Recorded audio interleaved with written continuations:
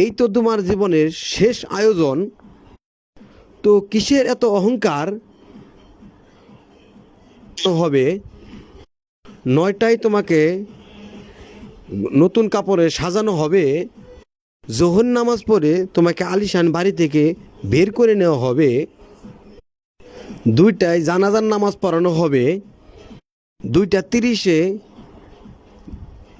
তোমাকে মাটির দাফন করানো হবে, দাফন করে দেওয়া হবে। মাটি দেওয়া শেষে কেউ তোমার জন্য দোয়া করবে আর কেউ চলে আসবে। তো কিসের এত অহংকার? ভুলে যাও তোমার সব রঙিন স্বপ্ন,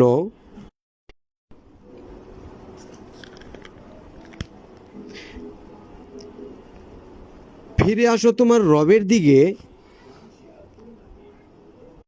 তোমার শেষ ঠিকানা এই 3.5 হাত মাটি।